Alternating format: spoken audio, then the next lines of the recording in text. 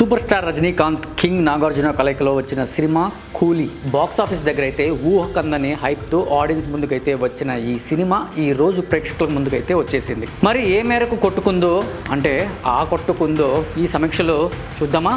So welcome to shoot and show. నేను మీ prince Vijay.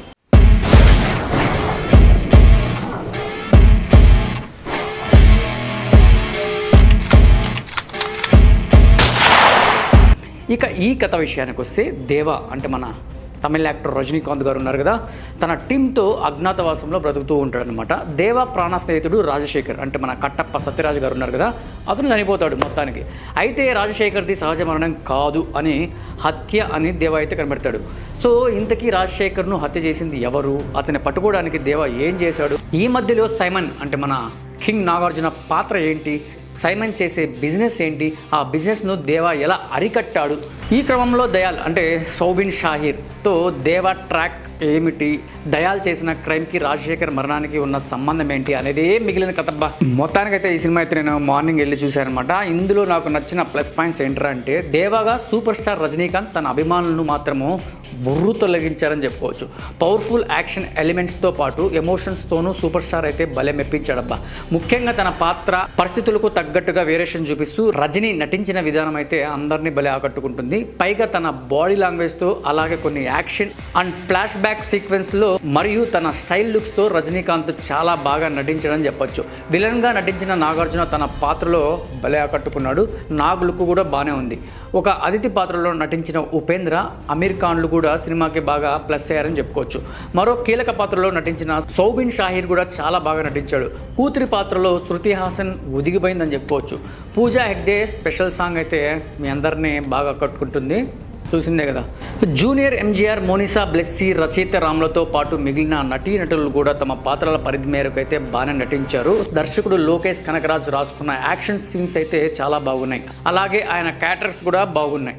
ఇక నాకు నచ్చని కొన్ని మైనస్ పాయింట్స్ చెప్తాను. దేవా పాత్రను, ఆ పాత్ర తాలూకా గ్రాఫ్ను బాగా డిజైన్ చేసుకున్న దర్శకుడు లోకేష్ కనకరాజ్ అంతే స్థాయిలో ట్రీట్మెంట్ను రాసుకోలేదనిపించింది. ముఖ్యంగా ఆసక్తికరమైన కూలీ కథనాన్ని మాత్రం రాసుకోలేదు. ఈ కూలీలో కొన్ని సన్నివేశాలు బాగా స్లోగా సాగుతున్న ఫీలింగ్ అయితే కలుగుతుంది, అంటే ఫస్ట్ హాఫ్లో.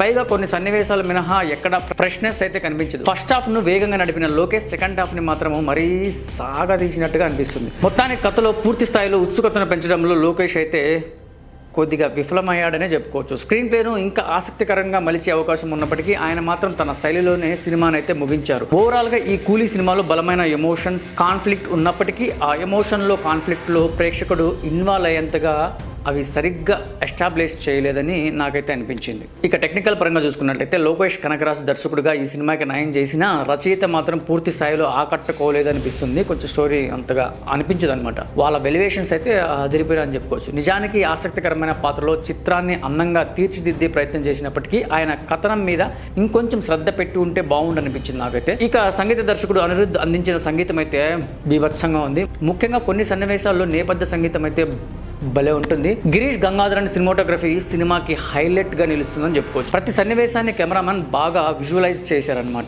ఎడిటింగ్ బాగున్నప్పటికీ సెకండ్ హాఫ్లో కొంత సాగదీసినంత సీన్స్ని ట్రిమ్ చేసి ఉంటే ఇంకా బాగుండేది అనిపించింది. సినిమాలోని కళానిధిన్ మారన్ నిర్మాణ విలువలు అయితే చాలా బాగున్నాయి.